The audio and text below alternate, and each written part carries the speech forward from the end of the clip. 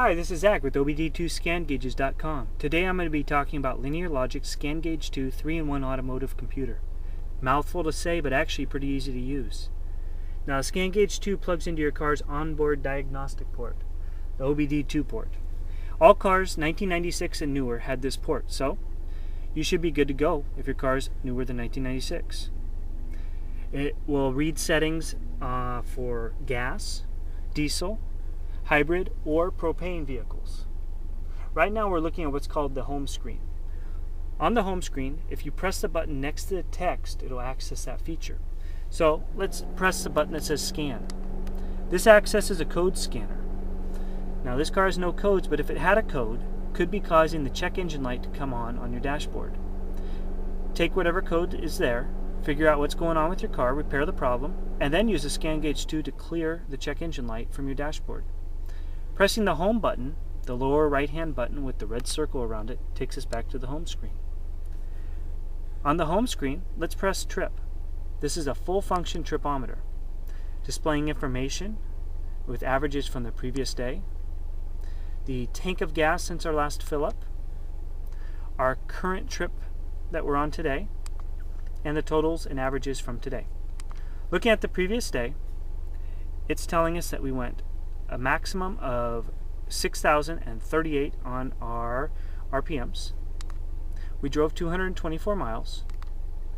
Our water temperature went up to 204 degrees, and we used 7.47 gallons of gas, averaging 29.9 miles to the gallon, costing us $22.40.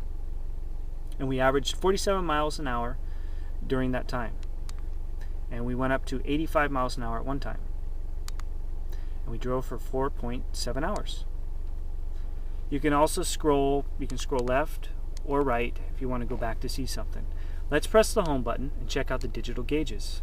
The ScanGaugeII has 12 built-in digital gauges, as well as the XGauge Add a Gauge feature, which allows you to add additional gauges to the ScanGauge that you might want to see. So pressing gauge brings up the gauges. It displays 4 gauges at one time.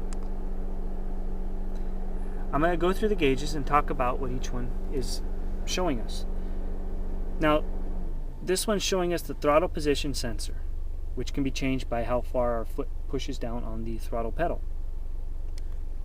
This is showing us the water temperature.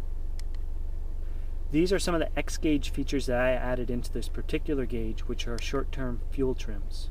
You may or may not want to see these, or may not want to add them in yourself. Another XGauge feature is the horsepower, which is horsepower at the crank. This is the O2 sensor.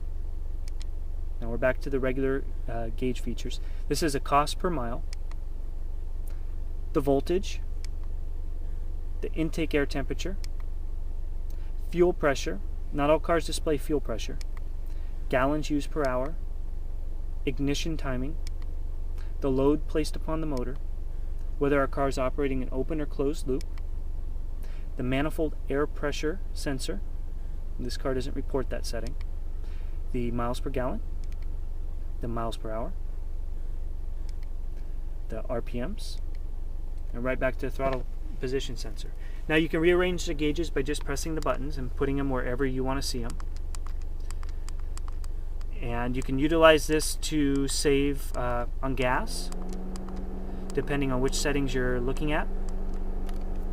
So I could use the throttle position sensor coupled up with the miles per gallon and see what kind of miles per gallon I'm getting when I'm pushing down on the throttle, either more or less, and then watching my miles per hour to see what speed I'm going.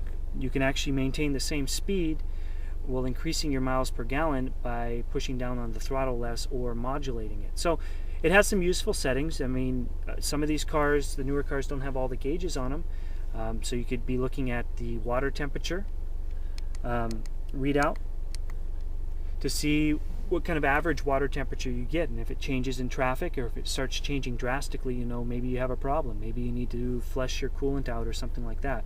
A lot of these cars just have the dummy lights on them where it turns red when your car's overheating. So this adds a lot of functionality to your car. It's easy to install, and it's fairly simple to use. So hopefully this proved helpful to you. Thanks.